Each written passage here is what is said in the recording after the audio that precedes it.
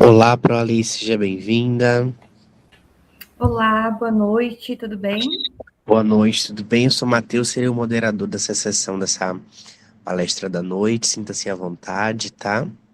Obrigada. Em breve iniciaremos, dá uns minutinhos para o pessoal chegar aqui. Uhum. Mas quaisquer coisas, voltamos para esse mesmo link caso ele caia. E a senhora sinta-se à vontade, tá bom? Tá bom, me avisa quando for para iniciarmos. Perfeito. Obrigada.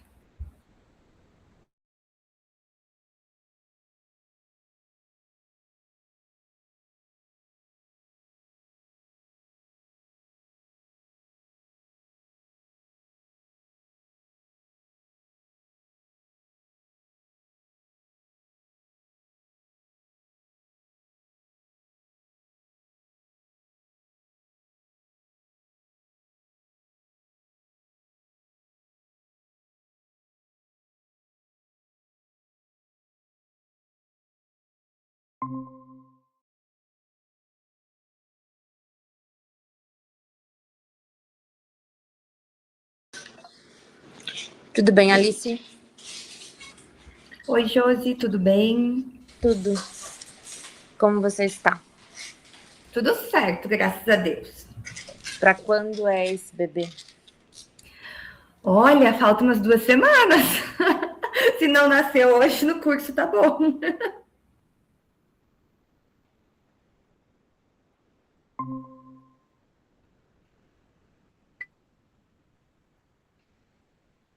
Bem na hora que eu falei com você, meu filho chegou e puxou. Ai, Jesus, mas deu certo. Josi, se não nasceu hoje, tá bom. Não tem problema, você conseguindo ter 30 minutos aí já dá bastante coisa. Eu tô de 36 semanas, mas hoje deu umas contrações, assim, mas leve. Aí o doutor mandou me aquietar um pouquinho, que eu tava indo a campo ainda, né, tudo, então agora eu tô mais de leve. Sabe que o João nasceu com 30, quase 38. Olha Mas aí. vejo mulheres que vão a 41, 42, né? Então, Sim, tudo pode acontecer, né? Mas eu queria pelo menos chegar nas 38, né? Que aí então o tá bebê já bom. tá maior. O Matheus vai ficar com você aqui, eu vou acompanhar também, né? Gravado, então você pode seguir aí como fosse uma live, né? Tá bom? Uhum, Um perfeito. abraço, então, até mais. Obrigada. Outro. Tchau. Tchau.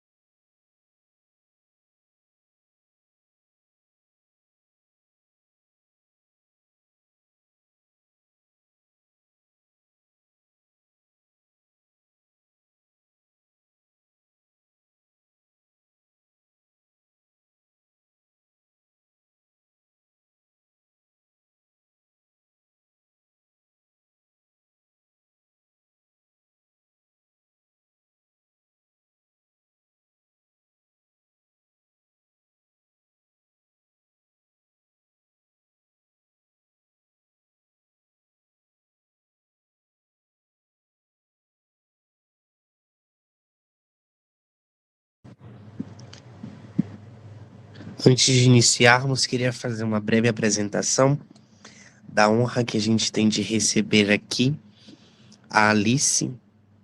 Se eu falar errado seu nome, você me perdoa e me corrige, tá?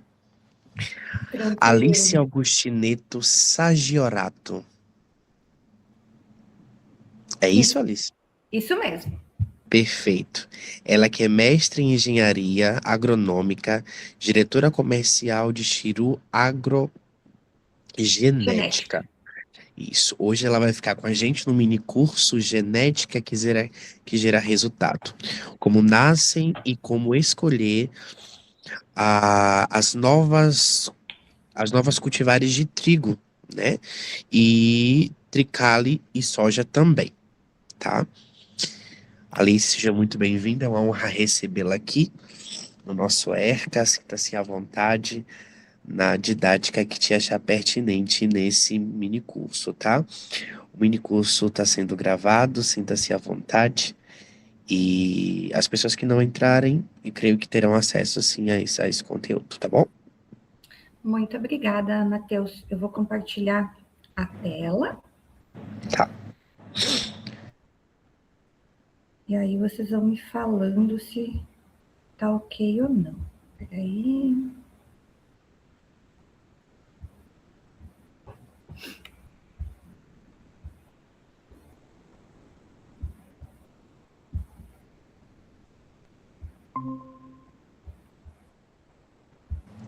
Perfeito, tela compartilhada. Então, tá bom. Qualquer coisa, me avisem se cair ou se cortar, enfim. Perfeito. Mas obrigada. Então, hoje vamos falar sobre a genética que gera resultados. Como escolher as novas cultivares de soja, trigo e triticale, né? Existem várias empresas hoje no mercado de melhoramento genético, muitas cultivares, e às vezes é uma dúvida, né, para o agricultor, para o produtor final, conseguir lidar com tantos materiais.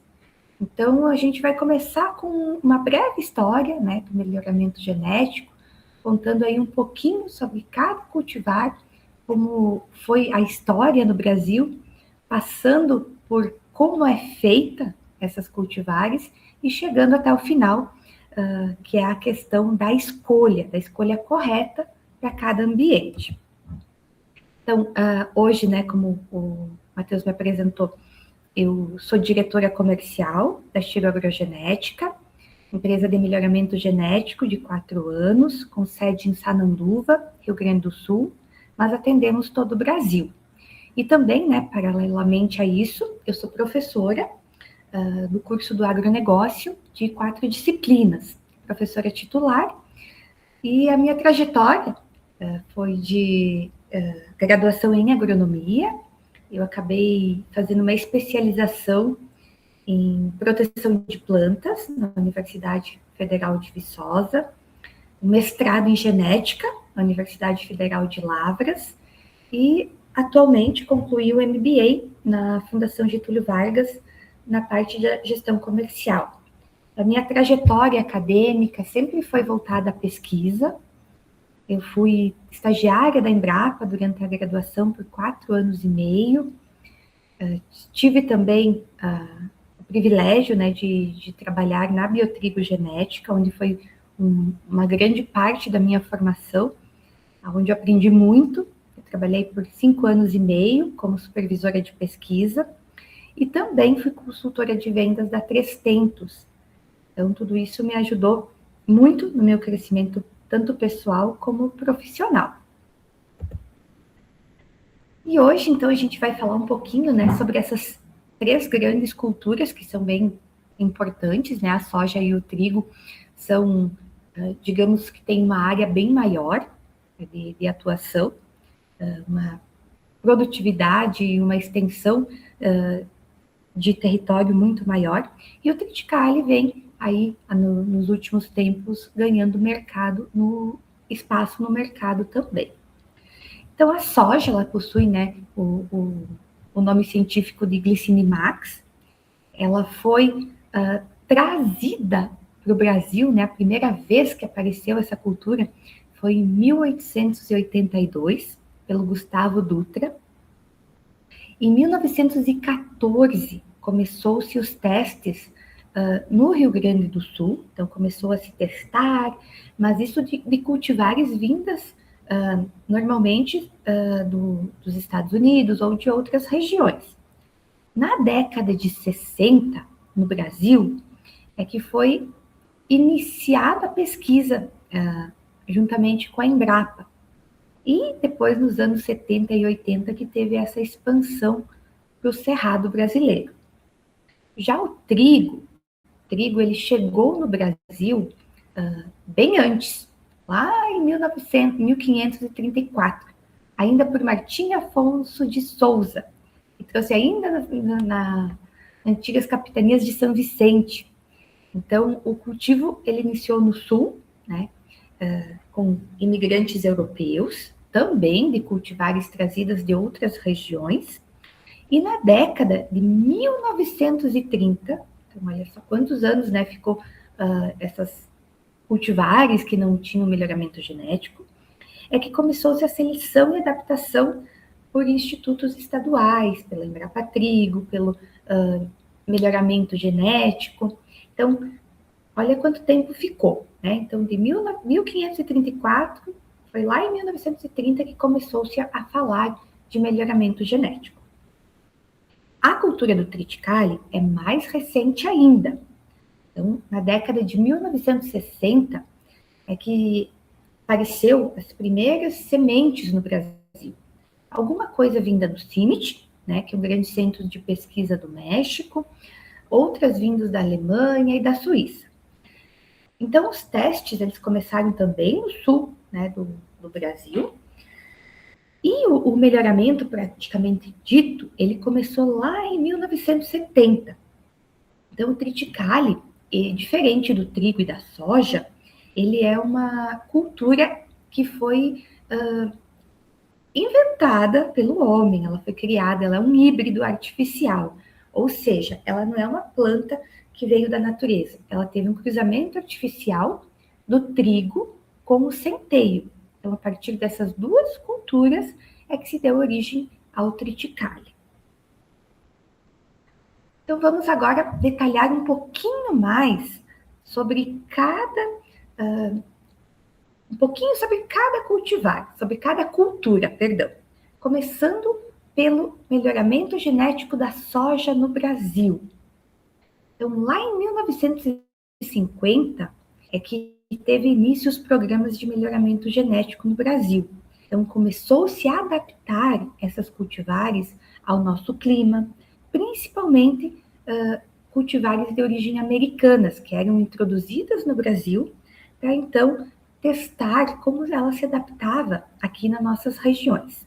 Mas, lá em 1970, o Dr. Francisco Terasalva, que é esse senhor aí da imagem, ele fundou a FT, que é a FT Sementes, e ele começou a desenvolver um programa de melhoramento genético, uma empresa privada, e ele estendeu, né, para o Cerrado essas tecnologias.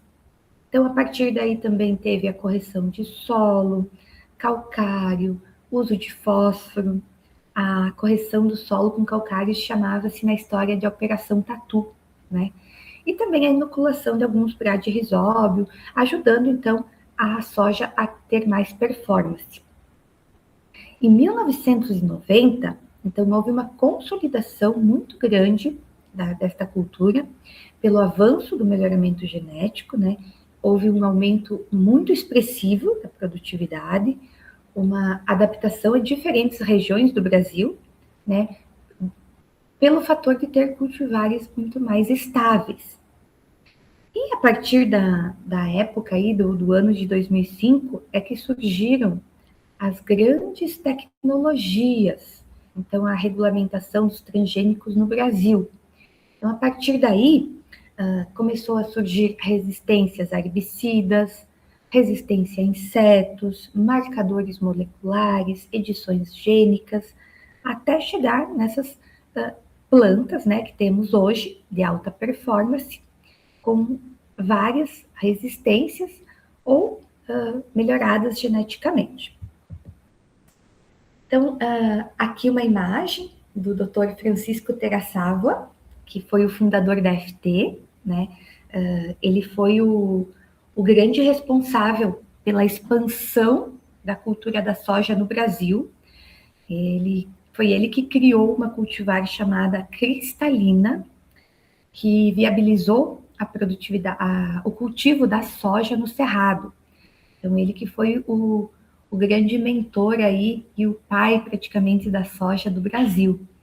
E eu tive, há uns dias atrás, praticamente ainda nesse mês, né, no dia 6 de março, a oportunidade de conhecer ele pessoalmente O Dr. Francisco, ele está com 86 anos, e ele já tem o legado, né, que é o filho dele, na terceira imagem, do lado dele, do lado direito, que é o Dr. Maurício. O Dr. Maurício é o filho, né, do Dr. Francisco, e ele está tocando a empresa. O pai dele, com 86 anos ainda, está junto, dando no conselho, mas agora é a segunda geração que toca a empresa. Então, foi um grande privilégio ter conhecido ele pessoalmente e assistido a palestra do Dr. Francisco.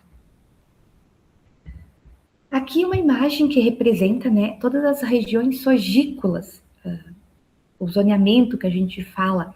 Então, para vocês verem, né, como que é tão grande, né, o nosso território brasileiro e quanto se tem de soja que pode ser explorado em diferentes regiões do nosso país.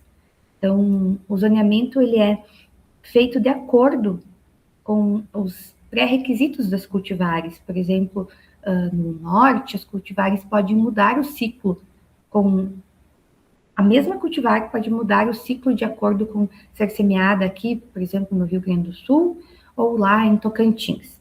Então, o zoneamento agrícola é muito importante, e é muito importante conhecer a cultivar e saber todos os fatores, né, e a adaptação climática que ela tem em cada região sogícola do nosso país.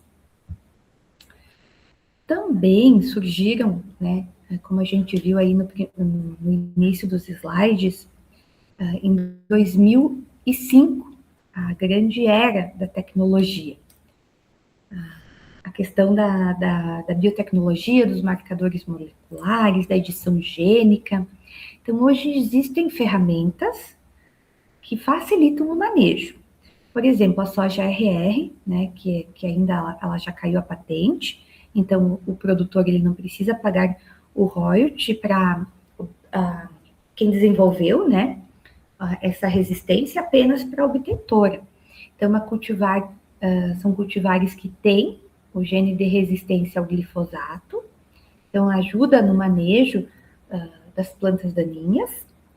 Também existem outras ferramentas, né, como, por exemplo, a iPro, a I2X, a Conquest, a Enlist, né, que são as intactas, que carregam algumas resistências a outros herbicidas, que facilitam o manejo das plantas daninhas. Por exemplo, a resistência ao glufosinato, ao 2,4-D, ao dicamba. Então, tudo isso ajuda a ter um controle maior das plantas daninhas, principalmente das plantas daninhas que trazem um prejuízo maior para a lavoura. Outro avanço, né, do melhoramento genético também foi a resistência às diferentes espécies de lagartas. Então, está presente nessa tecnologia, por exemplo, em cultivares que são Conquesta, Intacta I2X, Intacta iPro. Então, trazem resistência às lagartas da soja, a brocas, a lagarta das maçãs, falsa medideira, a lagartas elasmos, enfim, várias espécies de lagartas, facilitando o manejo do produtor. Então, tudo isso graças ao melhoramento genético. Sobre a produção na soja no Brasil, né, nos últimos anos, então do ano 2000 até 2023, notem que ela teve um aumento tanto de área semeada como de produtividade. Então, é isso que o melhoramento genético, ele tenta trazer, e ele está trazendo, né? Ele está buscando cada vez mais atingir os objetivos de alta performance de plantas mais estáveis, mais produtivas, menos doentes, para que o produtor ele tenha um retorno maior. E para onde que vai, né, essa soja? Então, hoje ela pode ser destinada tanto à alimentação humana como animal. Na humana, na questão de óleos, proteína de soja, leite de soja. Para alimentação animal, a questão de farelo de soja, de rações, a produção de biodiesel, né, que é uma fonte renovável, para concentrados e isolados, como fontes, né, de proteína que substituem a carne, alimentos processados e industrializados, e também para outros usos na indústria, né, como bioplásticos, cosméticos, velas. Então, tudo isso faz com que a gente utilize muito esse produto, né, que é a soja. E também o Brasil, né, é um dos maiores países produtores dessa cultura, e o Brasil exporta, né, a soja. Então, ele produz mais do que consome. Então, aí tem uma questão também de logística e de negócios internacionais. Então, a soja hoje é uma das principais culturas do nosso país. Agora, vamos falar um pouquinho sobre o melhoramento genético do trigo no Brasil. O trigo é bem mais antigo, né? A história do trigo lá começou na década, no ano, né, de 1920, quando o doutor João Coutinho iniciou as primeiras seleções, né, de cultivares adaptados aqui ao clima no Brasil. Então, o trigo pioneiro que chegou no Brasil, ele era muito alto, ele produzia muito pouco, ele acamava, então ele não conseguia ser uma cultura sustentável. Então, lá em 1940, no Instituto Agronômico de Campinas, que a gente chama do IAC, ele foi um dos primeiros programas de melhoramento genético, e ele trouxe variedades do CIMIT, que fica no México, né, e dos Estados Unidos. E a partir de 1953, a gente tem um grande nome da triticultura, que é o professor, o pesquisador, o Dr. Norman Burling, que a gente chama da Revolução Verde. A partir daí, ele teve um grande avanço, porque ele introduziu os genes de nanismos na cultura do trigo. Então, o trigo que tinha quase 2 metros de altura, ele conseguiu diminuir a estatura, fazendo com que o trigo ele não acamasse mais, né, ou tivesse uma certa tolerância ao acame. Ele desenvolveu cultivares mais adaptadas às diferentes regiões. Ele conseguiu trazer, então, né, além dessa tolerância ao acame, também um maior número de perfilhos, fazendo com que a produtividade aumentasse. Então, a partir daí é que teve uma virada, né? O trigo começou a ser visto com outros olhos. E em 1960 até 1970, né, então, a Embrapa Trigo, ela começou seus estudos fortes em melhoramento genético, né? Ela foi iniciada em Passo Fundo, existe até hoje lá a unidade da Embrapa Trigo, onde existem diversas pesquisas com melhoramento genético, trazendo mais resistências para as plantas, a diferenças doenças, aumento da produtividade, trazendo mais segurança para o produtor. E hoje, né, o trigo ele já expandiu, então fica mais só no sul, né? Atualmente ele está expandindo bastante para a região do Cerrado brasileiro, então já existem cultivares adaptados à seca, ao calor, né? Que antigamente o trigo ele só era cultivado no frio, né? Então hoje a gente tem essa possibilidade graças ao melhoramento genético.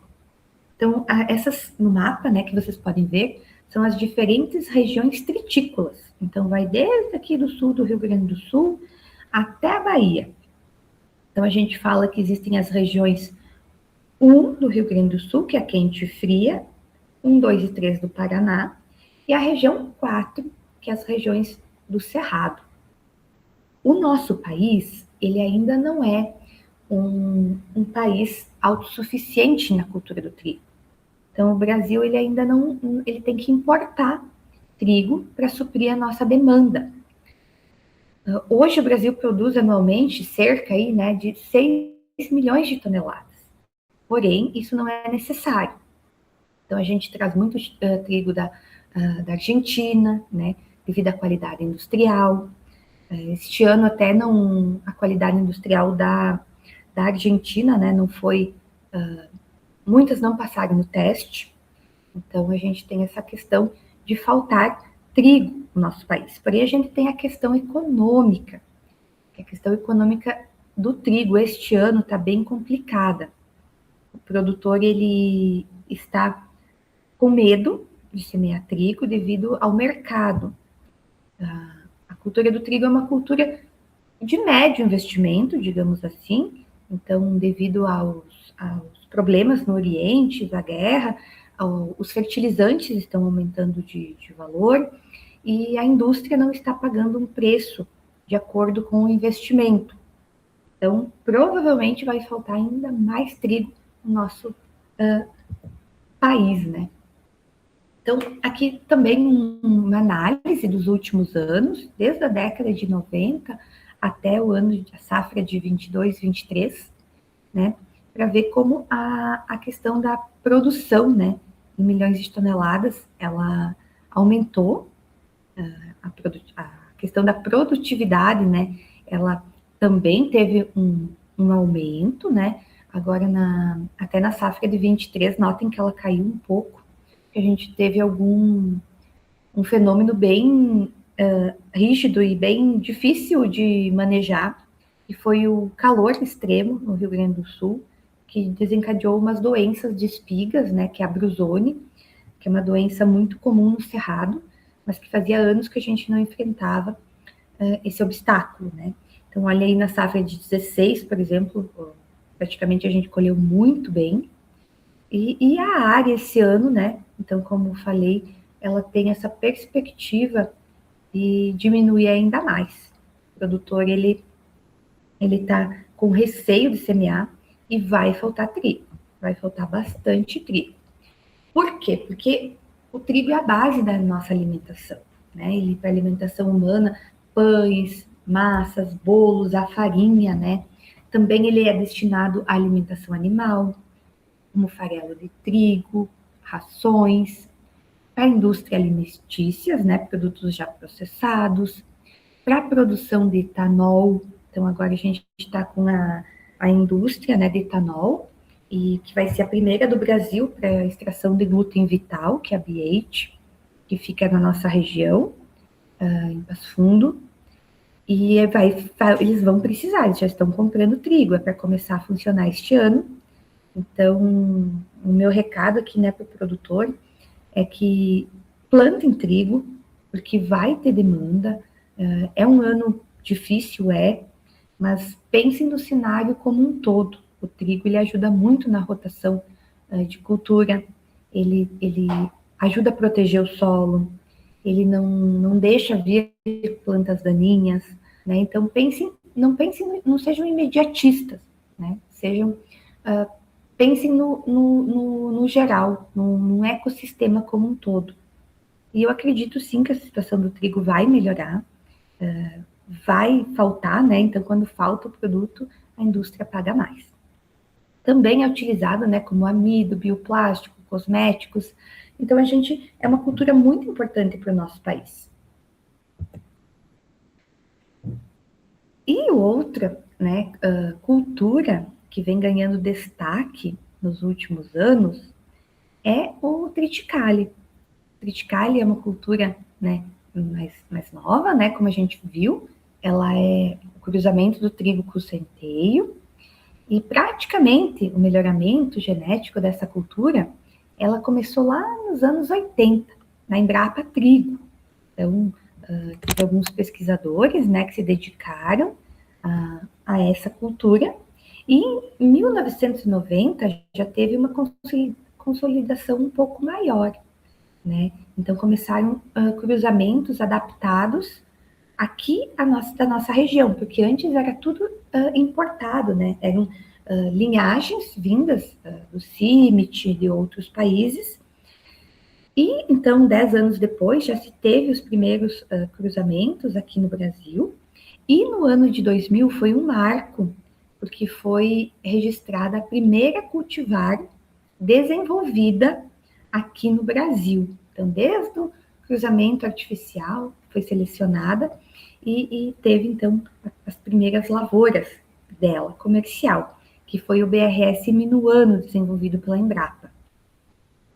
E, atualmente, né, o ganho genético ele é contínuo, o triticale ele pode ser usado tanto para alimentação animal como humana, né, biscoitos, devido à sua também, a etanol também, né, então essas usinas que estão sendo feitas e quase já em funcionamento também vão utilizar o triticale para etanol, e também o etanol duplo propósito, né, para grão, para silagem, e hoje já temos cultivares que são melhores adaptadas às diferentes regiões. Então, trago aqui para vocês também uma novidade que é desenvolvida pela Chigo Agrogenética, que é o primeiro triticale de pastejo do Brasil.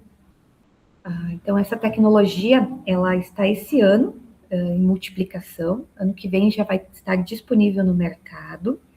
É uma cultivar de triticale, né, mas para pastejo, e ela tem zoneamento para todas as regiões, praticamente do tritículo, né? Então, ela possui uma raiz muito mais agressiva, que ajuda, então, o gado, né, a se alimentar e não arrancar a planta. Ela tem um arranque inicial de pasto muito grande, e ela tem uma característica também, que é a excelente palatabilidade. Então, ela está sendo bem aceita nos testes que estamos fazendo, e uma novidade aí, então, para o pecuarista, né? Tanto para bovino de corte como bovino de leite. Então, para concluir essa primeira parte, o triticale, né, como havia falado, ele tem uma área bem menor, né, mais aqui na região sul. Agora, este para pastejo vai ter uma previsão, né, de poder atender as demais regiões do nosso país, mas o triticale, praticamente, ele, na produção, se vocês notarem essa tabela de 24 e 25, se manteve aí mais ou menos nas 43 mil toneladas, né, diferente do trigo, né, que é as 7 milhões de toneladas, e da soja, né, que aí é a campeã de produção no nosso país. Então, sobre essas três culturas tão importantes, elas só tiveram esse avanço graças à genética, graças à pesquisa, né, à dedicação de diversos pesquisadores, doutores, instituições públicas e privadas.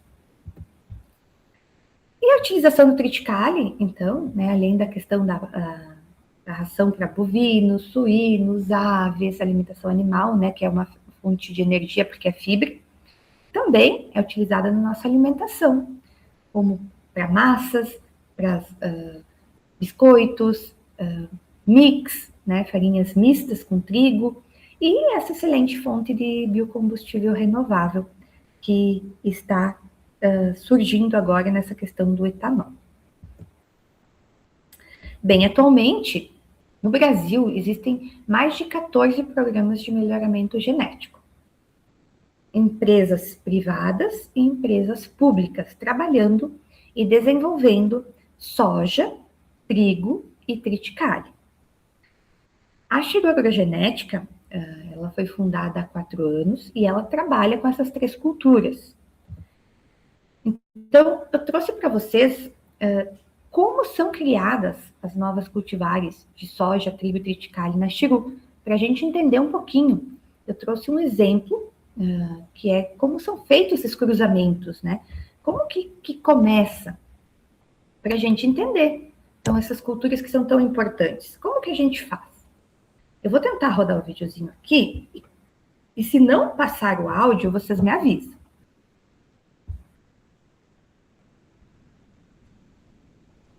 Não tem, Alice, o áudio. Pelo menos eu não escuto.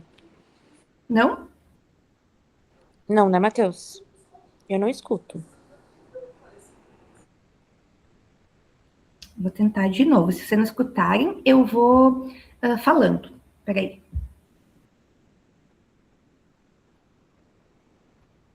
Vai ter que falar, Alice. Não sai pra gente. Beleza. Vou falando então. Os cruzamentos artificiais, eles se dão através da retirada dos estigmas, que é a parte masculina. Perdão, das anteras, que é a parte masculina. Aqui nessa imagem, o pesquisador, ele está tirando essas espiguetas para facilitar o manejo da espiga. Então, ele está tirando as espiguetas centrais, ele vai cortar as espiguetas para facilitar, né, para ele poder. E agora ele vai tirar a parte masculina do trigo. Até eu vou dar uma pausa aqui para eu poder mostrar. Aqui, ó. Aqui, então ele está tirando essa parte que é a parte masculina. Cada espigueta, ela possui um ovário e 3 estames.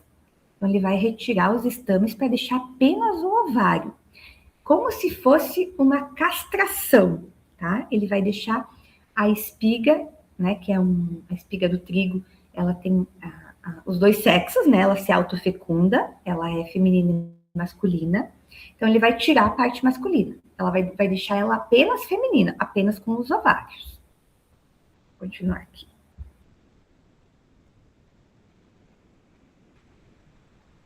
É um trabalho bem delicado. E a espiga fica assim no final. A partir daí, quando a gente chama o nome desse processo, né, o nome científico é emasculação. Então, ele vai tirar essa parte masculina, vai deixar a espiga apenas com os ovários e vai deixar o ovário amadurecer por 5 dias. Depois que ele amadurecer, ele vai pegar uma espiga que será a espiga pai. Então, uma outra cultivar, por exemplo, para passar algum gene de resistência. Nesse exemplo, ele pegou uma cultivar da Chiru agrogenética, que é o Chiru capataz, e ele pode pegar uma cultivar doadora de outras características para cruzar. Então, ele vai utilizar essa outra espiga como pai, vai utilizar o pólen, então vai fazer o processo de polinização. Então, aqui ele está mostrando que está pegando a espiga pai, ele corta ela e deixa sair a parte masculina, deixa no sol, olha que interessante. Esse é o doador de pólen, ó, vai cair até um pólenzinho, né? Então, quer dizer que a espiga está apta para ser a doadora do pólen, ou seja, a doadora da parte masculina. E a partir daí, então, ele vai realizar a polinização. Então, ele abriu a espiga, né, e polinizou. Esse processo é um cruzamento artificial. Então, a partir de 20 dias, a espiga, né, já forma os grãozinhos e a gente tem aí uma nova geração. Então, foi criada uma nova característica, que a gente chama de geração F1, que é a primeira geração. E a partir daí,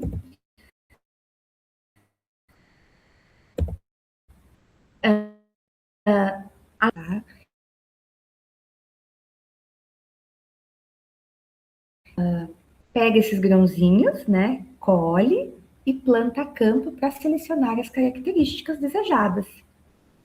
Então, no melhoramento genético, o melhorista e os pesquisadores, eles já planejam com antecedência. Por quê? Porque para a gente fazer uma cultivar, vai praticamente, no mínimo, uns 4 anos, tá, de pesquisa e de investimento.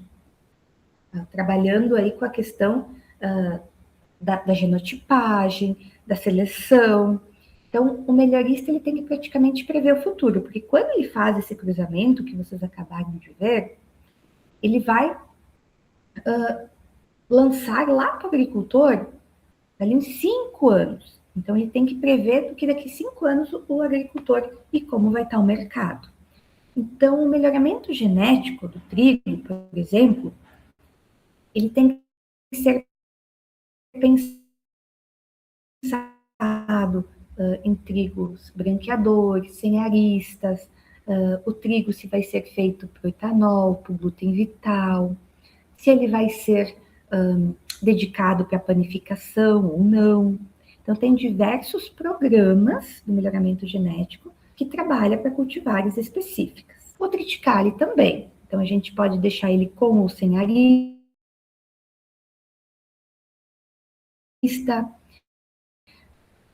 triticale com silagem,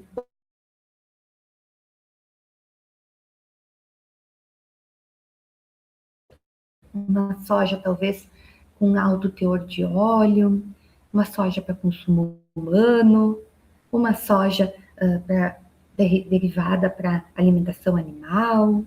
Então, todas essas são características que o melhorista tem que pensar antes de fazer o cruzamento. E a partir daí, depois de feito o cruzamento artificial, eu trouxe o exemplo aqui do trigo, mais uma vez, né? Então, tem a espiga mãe, a espiga pai, cruzadas da geração F1.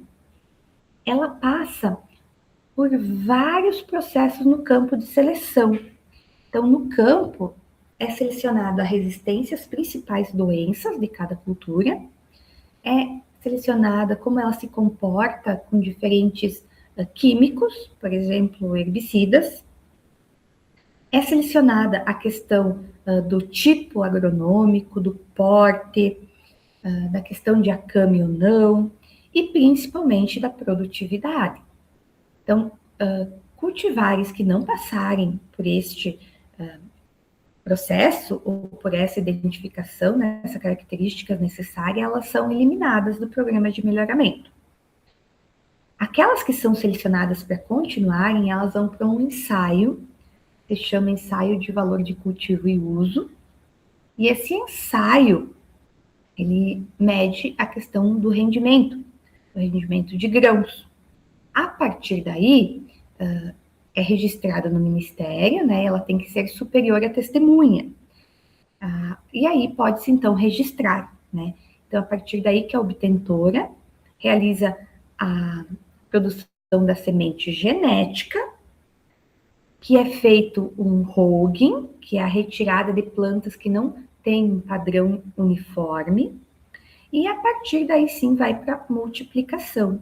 Então, por exemplo, o tropeiro, que eu mostrei para vocês, que é o primeiro triticale de pastejo do Brasil, este ano ele vai ser feita a semente básica. Então, olha só, ele demorou 4 anos, né, para chegar até a semente básica, e na Chiru a gente faz vários avanços de inverno, verão, então a gente faz mais do que uma geração por ano. Tem empresas que não fazem, então ao invés de 4 anos, elas demoram 8, né, para chegar na básica. A gente tem essa questão da agilidade para chegar o quanto antes essa semente certificada para o agricultor. Então, são anos de pesquisa, de testes em várias regiões do Brasil, de a gente consolidar se essas plantas são adaptadas ou não em climas diferentes. Então, aqui imagens, né, da xiroagrogenética, de como são feitos os ensaios, por exemplo, cada parcelinha dessas é uma cultivar diferente, elas são avaliadas, então, tanto da questão fitossanitária como a questão de produtividade. E aqui eu trouxe um exemplo para vocês de uma cultivar de trigo, que é a Chiru Capataz, que é uma cultivar de baixo investimento, uma cultivar que tem a questão de resistências principais doenças foliares, ela tem resistência para o ídio, ferrugem, VNAC, é resistente ao alumínio tóxico, ela produz muito em baixa e média fertilidade, então é uma cultivar que para anos de crise, ela se adapta muito bem, como é esse ano, né? É uma cultivar que o produtor investe pouco e vai colher bastante, como nesse exemplo aí, 114 sacas por hectare, uma área de 20 hectares, pH 82, então, trazendo a rentabilidade para o produtor, que é o que a gente busca. A gente busca trazer que o produtor fique feliz e que queira seguir com a cultura. Então, aqui um mapinha geral, né? Como que funciona essa criação até chegar ao consumidor final, né? Como que a gente faz? Então, primeiro, existe um obtentor, né? Trouxe o exemplo da Chiru, mas existem outros obtentores, a própria Embrapa. Ela cria a genética, então o obtentor é quem cria, é quem começa do zero uma nova cultivar. A partir daí, existe o parceiro, que é o multiplicador, o sementeiro, que a gente chama. Do sementeiro pode ir direto para o agricultor ou pode passar por uma revenda, né?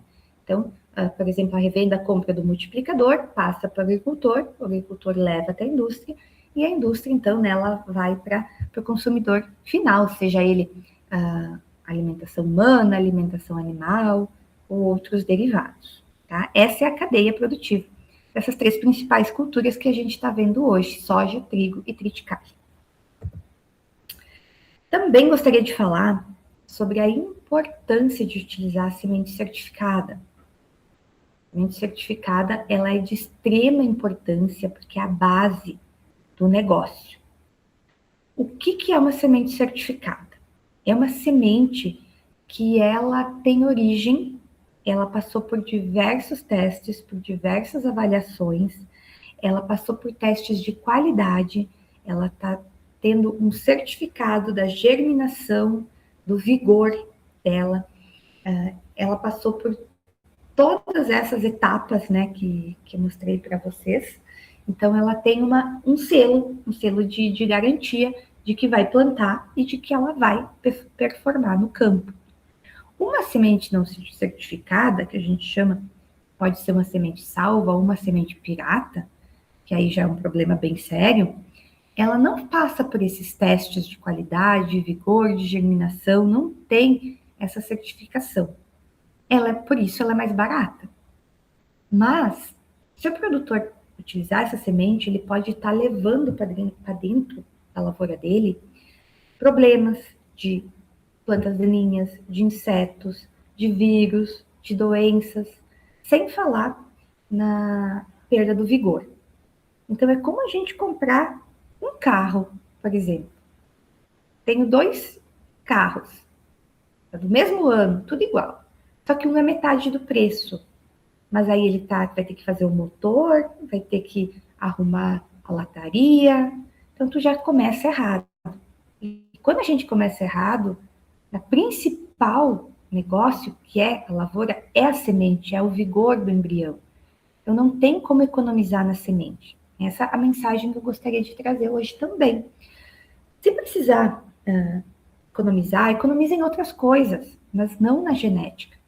Olha lá quanto tempo que a gente demora, quanto investimento que as obtentoras têm para trazer para o agricultor uma cultivar que esteja resistente, que tenha todas as características. São anos de pesquisa e milhões de investimentos em cima da pesquisa. E na hora de comprar semente, o produtor não compra semente certificada. Então, o recado para pensar, né, nessa questão do quão importante é a semente certificada. É começar um negócio já sabendo que vai ter um ponto positivo. Ou começar um negócio, né, e um negócio a céu aberto, que é a agricultura, né, que a gente sabe que tem já inúmeros problemas de seca, de intempéries climáticos, como granizo, né? Então, imagina uma cultivar que ela já tem um vigor baixo e ela passa por um estresse hídrico, já perde mais de 50% da tua produtividade. Então, é essa questão que a gente fala que o barato fica caro no final. Então, a semente certificada, ela traz a qualidade de origem garantida, né? A pureza, a questão do alto vigor e da germinação, uma excelente performance no campo, melhora o stand, uma uniformidade maior da colheita.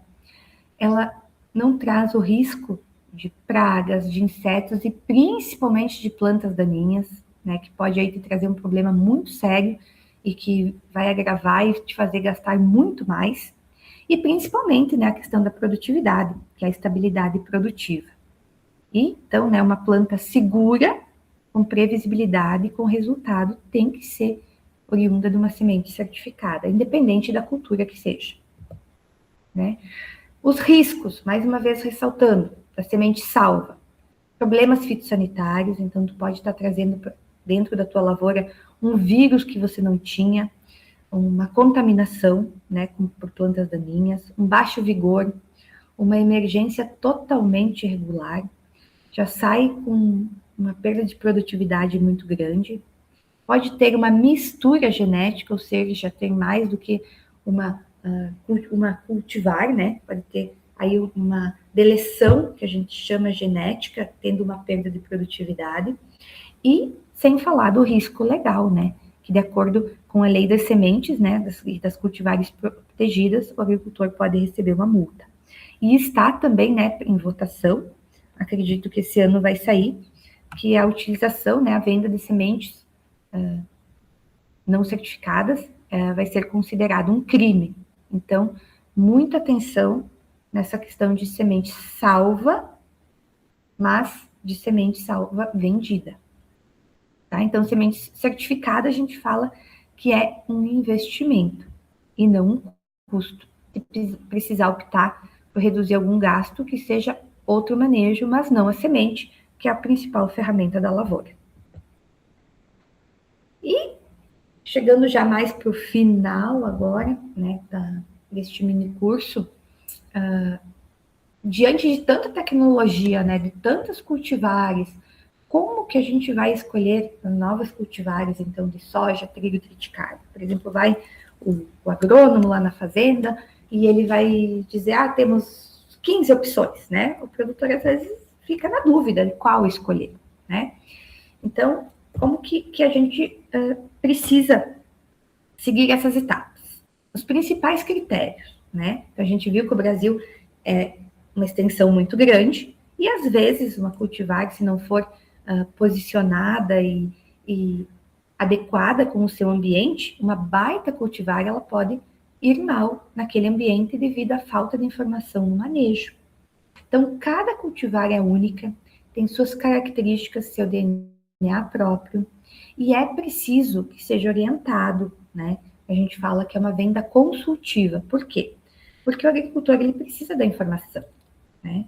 Então, se quem vendeu não sabe da informação, é preciso orientar o agricultor que busque no site da obtentora, né? Vai ter todas as informações sobre a adaptação regional, sobre o ciclo dela, que época que precisa ser plantada, né? Por exemplo, estou na região de Passo Fundo, Rio Grande do Sul. Que época que eu preciso plantar essa cultivar? Ela vai ter um zoneamento. Por exemplo, cultivar X de soja. Vai lá no site do obtentor e vai ver. Preciso semear ela em meados de novembro até início de dezembro. Então, tem que seguir essa programação. Claro que às vezes acontece chuva, seca, mas tentar manter este padrão. Potencial produtivo também. Então, é importante escolher cultivares de alto teto de produtividade. Sanidade. Então, saber quais as doenças-alvos que você vai ter que se preocupar ou não. Por exemplo, o Chico Capataz, que eu acabei mostrando antes do cultivar de trigo. Ela tem resistência para o ídio. Então, não precisa o produtor estar gastando com químicos que previnem a doença da ídio, porque ela já tem a resistência genética. Então, tu não precisa. Tu vai se preocupar com talvez outra doença, com a giberela, por exemplo, que ela é moderadamente suscetível. Então, por isso que é importante entender a cultivar para saber o manejo. A estabilidade produtiva dela também. Por exemplo, se eu plantar no Rio Grande do Sul e no Paraná, ela vai ter a mesma estabilidade ou não? Então, essas são características fundamentais, independente se for soja, trigo, triticale, que o produtor tem que fazer esse estudo antes de semear, né? E a função de nós, pesquisadores, professores, e mesmo alunos, né, saberem essas diferenças, ou pelo menos saber onde procurar, né? Então, o agronegócio, a lavoura, ela é um negócio, né? Tem que tratar a lavoura como se fosse o CNPJ. A gente precisa estudar. Não é só vou jogar semente, seja o que Deus quiser, né? Se mesmo com todas essas estudos, todas essas questões de adaptação, de manejo, ainda tem probabilidade de dar errado, né? Porque é um negócio a céu aberto. Imagina quem não faz todo esse estudo, né? Aí diz que a agricultura não é rentável. Mas o quanto a gente está estudando e se preparando para poder fazer o manejo dessas novas cultivares, né? Porque, como vocês viram, evoluiu muito, né?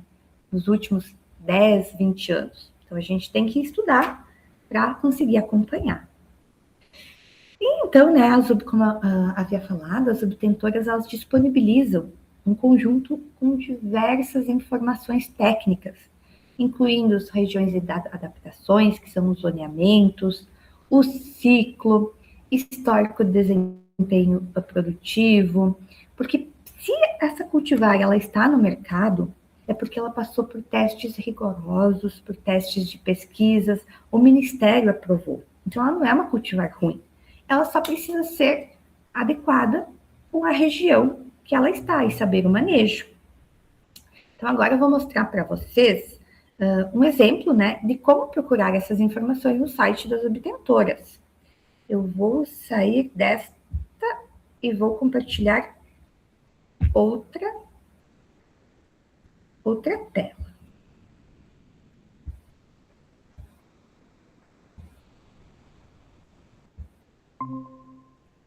Aqui.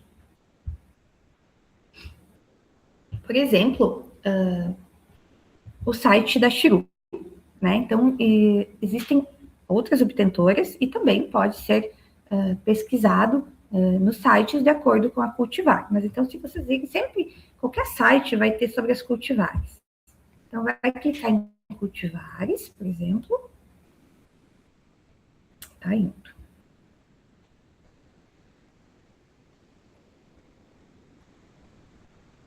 Aqui. Então, por exemplo, cultivar de trigo, o que a gente teria disponível? Então, teria 3 cultivares: Chiru Patrão, Chiru Capataz, Chiru Galo Cinza. Vamos ver o patrão, por exemplo. Tá? Então, vai ter todas as características, né? Vai ter as regiões de adaptação, ou seja, onde eu posso semear este trigo. Tá? Eu moro lá na Bahia, ele tem zoneamento, beleza. Aqui tem as características agronômicas, tá? Então, vai dizer quantos dias é o espigamento, a maturação, a densidade de semeadura é muito importante. Cada cultivar é única, independente da empresa. Nesse caso, por exemplo, foram feitos estudos, e muitos anos de estudos, e a recomendação é 350 plantas por metro quadrado. Então, não tem como dar certo se o produtor, por exemplo, vai colocar 100 plantas ou 500, tá? Tem que seguir a recomendação técnica, tem as questões das qualidades e tem também os pacotes fitossanitários. O que significa isso? Quanto mais próximo de 9, mais resistente é a cultivar. Isso é uma escala padrão, tá? Uma escala científica. E quanto mais próximo a 1, mais suscetível a cultivar. Ou seja, mais próximo a 9, menos eu vou me preocupar, porque quer dizer que essa planta, ela já tem a resistência. Ou seja, por exemplo, aqui para o ídio, que é uma doença da folha. Ela é altamente resistente, então eu não vou me preocupar com essa doença. Talvez eu vou me preocupar aqui, ó, ferrugem da folha. Então, quando eu for programar o meu manejo, lá do químico que eu vou utilizar, eu já vou pensar, eu vou ter que comprar um químico para a ferrugem da folha. Tá? Isso é gestão de propriedade. Isso faz com que a gente consiga economizar, não gastar em produtos que a cultivar está trazendo essa resistência. Então, vamos saber aproveitar o que a genética e o melhoramento genético nos traz. Tá? São anos e anos de pesquisa, de estudo, e depois pode morrer se a informação não for passada de maneira real, né? Então, temos aqui, por exemplo, o triticale, que é o que eu apresentei para vocês, o tropeiro, pode ver todas as características dele. E a soja, por exemplo, tem uma cultivar de soja, que é a chirupeu. Vamos ver a soja, que é um pouquinho diferente, né? Então, a soja já tem as regiões sogícolas de adaptação. No caso, essa soja, ela fica só na região sul, olha, então, nas regiões sogícolas 102 e 103, do Rio Grande do Sul, Santa Catarina e Paraná. Então, não pode essa soja, por exemplo, ser semeada em São Paulo. Já foram feitos testes e não dá certo. O clima de lá não é compatível com essa cultivar. Então, isso é uma principal característica na hora de tu escolher uma cultivar. Que às vezes, vem uma cultivar que é para ser semeada lá no Tocantins e ela acaba sendo semeada aqui no Rio Grande do Sul. A chance do produtor perder essa lavoura ou ir muito mal é muito grande. Tá? Então, por isso, sigam as recomendações técnicas. Está tudo descrito, é só procurar. Também, densidade de semeadura, por exemplo, essa aqui são 14 plantas por metro. Então, não inventa de colocar 20 ou 10, é 14. Deixa eu passar aqui.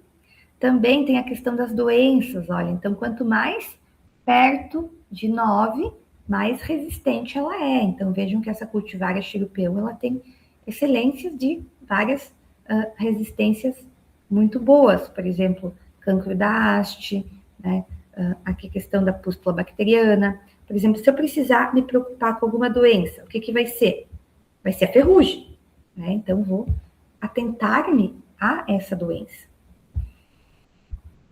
Tá? Então, o que eu quis mostrar para vocês é que cada cultivar, ela tem o seu desempenho, né?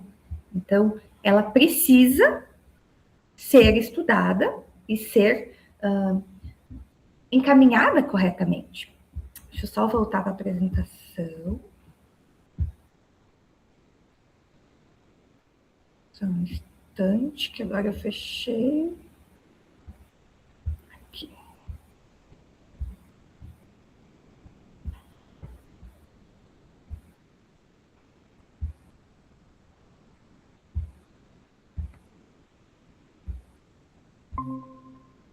Voltou. Então, para concluir, né, a escolha da cultivar, ela é uma das decisões estratégicas e mais importante da lavoura. Sem falar que tem que ser semente certificada, né? Isso nem vamos dar a opção de não ser. Mas a escolha, seja ela uma cultivar de trigo, ou de triticale, ou de soja, ela precisa ser analisada, porque ela define grande parte do potencial produtivo, da estabilidade do sistema de produção. Então, o recado que eu queria trazer para vocês nesse mini curso é que sejam seletivos, estudem a cultivar, vão no site do obtentor, porque a gente trabalha há tantos anos, né, para trazer essa informação e às vezes a gente não consegue passar lá para o agricultor. E algumas informações, por mais simples que elas sejam, pode fazer toda a diferença, pode fazer com que ele aumente muito a produtividade e gere muita produtividade e a questão da rentabilidade, né? Então, agradeço a oportunidade de poder passar essa mensagem para vocês. E fico aqui à disposição para a Josi e o Matheus, se querem fazer mais alguma pergunta.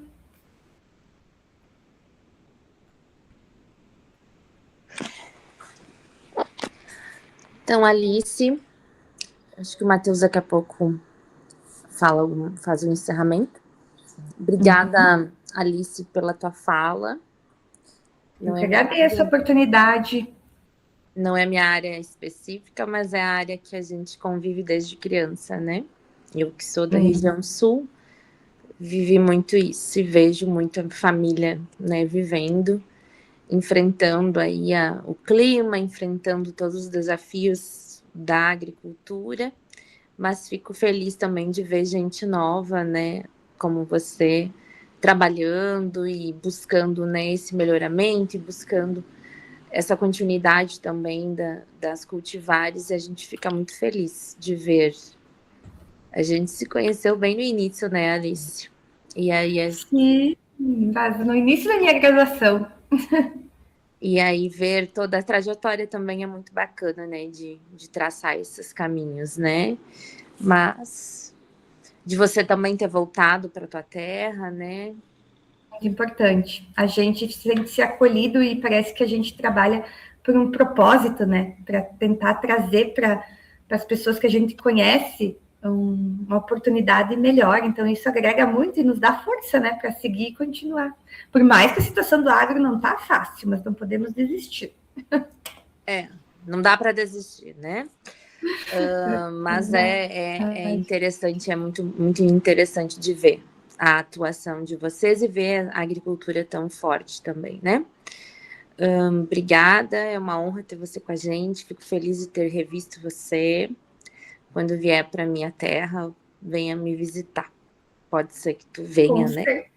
Nunca se sabe. Ah, com certeza. Obrigada a você. Eu tenho umas amigas que falam: São Paulo é o caminho para tudo. Vai saber se um dia tu passa por aqui. Mas a gente está seguido, viu? Seguido. Tu vai ficar um tempinho agora meio afastada, mas depois tu volta. Sim, a Chigo ela atende o Brasil todo, então agora, né, tô mais de repouso, tô mais aqui pertinho de casa, mas normalmente a gente está pelo Brasil. Que bacana, muito, muito bom ver isso, né? Matheus, se você estiver por aí e quiser encerrar, te agradeço. Obrigada a todos e obrigada, Alice, mais uma vez. Obrigada, Josi.